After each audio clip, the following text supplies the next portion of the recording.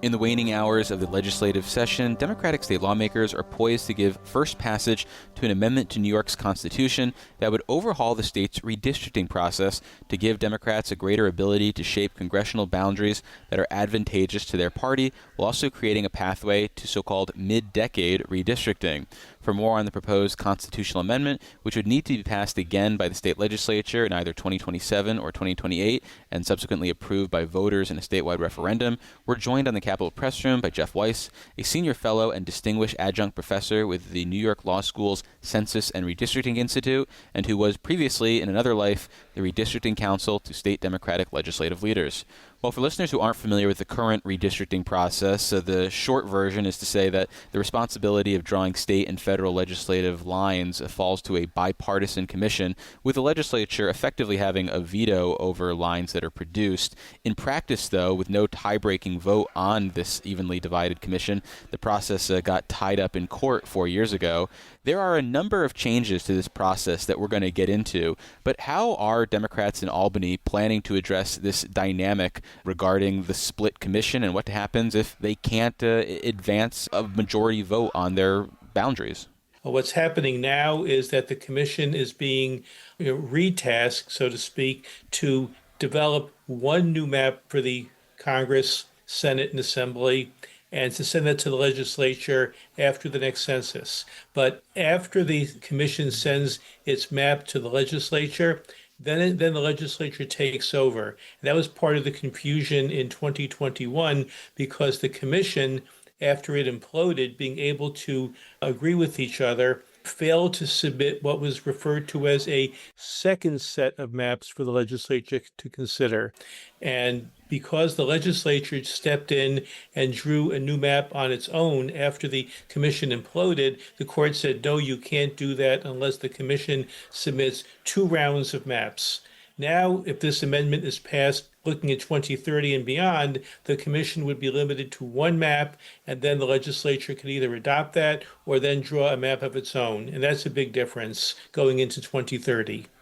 Does it resolve, though, the issue of the commission possibly being unable to get a majority support for the lines that the commission is creating? Or can they just simply have the Republicans submitting their own lines, the Democrats submitting their own lines, and would that then satisfy that new process that you outlined? Well, it's hard to say what's going to happen in 2031, but if 2021 itself was any lesson, it's likely that the commission might not agree on a map. But regardless of whether the commission stalemates, agrees on a map, or takes a different direction, the legislature would have the right under this new amendment to either accept that map or multiple maps if the Democrats and Republicans submit competing maps, but then the legislature can simply step in and take over the process. Well, let's talk about what that process might look like if the legislature does get the pen. Traditionally, there has been criteria that guides the redistricting process as part of the amendment that you referred to earlier that set up this bipartisan redistricting commission. How, if at all, is that criteria going to be changed, especially as it pertains to things that people think about in the redistricting process, like compactness or partisan gerrymandering? Well, the proposal introduced before the legislature eliminates the requirement that maps not favor or disfavor political parties or candidates. It basically takes out and removes the bar against what we call partisan gerrymandering. That was a provision included in the 2014 amendment. And the proposal also eliminates the requirement that districts be compact or more or less regularly shaped, square, rectangular, square, but something that people can relate to, not being a 56-sided Rorschach test type map. And we're having this redistricting conversation in the backdrop of a federal voting rights decision from the U.S. Supreme Court that has enabled states all over the country to go back and redraw lines that may have previously emphasized or protected minority groups. How, if at all, is New York responding to that ruling from the Supreme Court? Are we looking to redraw lines with this new flexibility, or does this constitutional amendment look to enshrine some of those protections that were struck down? Well, the Supreme Court's recent Calais decision that invalidated a Louisiana congressional map does not impact New York directly. It impacts the ability of parties to bring lawsuits and challenges under the Federal Voting Rights Act, so-called Section 2 provisions that prevent a minority vote dilution. The Supreme Court created a new test that you have to show intentional discrimination, which is a hard thing to do.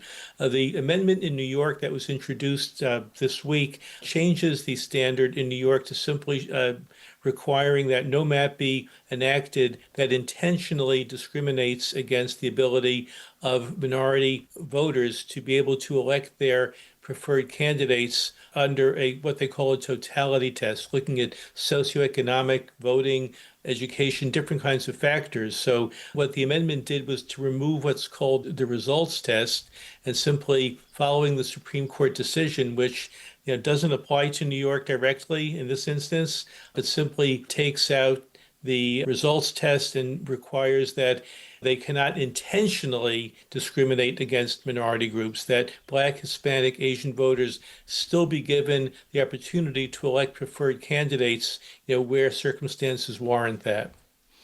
Another element of this conversation, and that stems from the court case that invalidated the maps that were drawn by the legislature once the Redistricting Commission couldn't successfully send over a second batch of maps to be reviewed, was the fact that a special master was subsequently appointed by the trial court in that case, and they drew the first round of congressional boundaries that I think were used in 2022. There are Democrats to this day here in Albany who are sore over that, and I think we see in this amendment that they are looking to ensure it never happens again. Well, what the amendment does is requires that if a map is found to be invalid, rather than a court move forward in drawing a map by itself or appointing a so-called special master or an outside expert to come in and do the work for the court, the amendment requires that the legislature be given an opportunity to draw maps and that courts can't step in unless the legislature itself can't do the job and fails to do so itself. And lastly, in addition to the type of redistricting we're used to, which is every 10 years after the census, there's this effort to do mid-decade redistricting in the wake of states around the country doing this. How, if at all, is New York planning to accomplish this in the future? What sort of, in case of emergency, break glass provision did they write in? Well, the amendment allows the legislature to redraw the congressional map at any point during the decade using the most recent decade census data, if the legislature so decides to do so. In other words, it would permit mid-decade redistricting for congressional districts, and that's something that the Constitution currently does not permit. When there had been talk about a constitutional amendment to allow for mid-decade redistricting earlier this year, one of the ideas was that it would only happen if there was some sort of trigger that was triggered, so to speak, and this might be other states deciding to do mid-decade redistricting. It sounds like there is nothing like that in this amendment, that it's just simply up to the legislature at its own whim to decide, yep, we're going to do mid-decade redistricting. Is that accurate? That's accurate. There was a proposal earlier that was submitted that would allow mid-decade redistricting of congressional districts if any other state did so first, but that was eliminated and not included in the amendment that's now before the legislature. When we talked with State Senator Mike Gianaris, the deputy leader in the chamber, about this issue, and he was laying the groundwork for why Democrats should do this, he used the word fair, talking about drawing lines and the redistricting process more broadly. When you think about what they are looking to do, are these the changes you would implement to draw the best possible lines, with the caveat that people often have different definitions of what is best when it comes to redistricting? Some people value compactness, some people value communities of interest, and there's other things that could be considered. But fair? I mean, is there even fair when it comes to redistricting? Well, the legislature's reaction to what happened in Texas and other states really set the the framework for what's happening today, that New York, went the extra yards to enact a commission to create new criteria in 2014. But once Donald Trump, called the governor of Texas, and we started seeing red states draw maps and then blue states draw maps, and this fight to retain or win control of the House of Representatives, then all bets were off and the rules were thrown out the window. What this amendment does is at least allows New York to consider a new map, to give the legislature the power to draw the map, and to avoid the kind of fiasco and chaos we saw as a result of a constitutional amendment that Democratic Governor Cuomo and the then Republican State Senate in 2014 created. And Democratic-controlled state assembly. And Democratic-controlled state assembly, but the Senate Republicans and the Democratic governor had a much larger hand in drawing and developing the 2014 amendment. So what this amendment does this week is at least allows New York to play on a fair field, so to speak. That New York, shouldn't be hamstrung not to be able to react when other states simply go off the charts and do things that are unprecedented, unwarranted, and leave New York's hands tied. But I guess I'm curious how ending a restriction on partisan gerrymandering and ending a requirement that districts be as compact as practicable helps New Yorkers. I guess the argument that we're going to hear is that it supports a Democratic majority in Congress, and that's supposed to be why this is good. But I mean, does any of this, from a good government perspective, actually help individuals? I think even some of the good government groups, Common Cause, for example, realize that what's happening in other states is going to hurt New York and hurt other blue states. I mean, they're partisan, though. They argue that Democrats should be in charge of Congress, basically. Well, the legislature is not going to have the final say here. It will be the voters. So we're going to see a very pitched multi-million-dollar battle in 2027, to see whether the voters approve this or not. And we have to stay tuned for, a major fight in, before the voters. Also in a year when we're not going to be having that many off-year elections, given the new even year voter law, that we're going to see extra efforts made to get out the vote. So this is a real decision for the voters to make.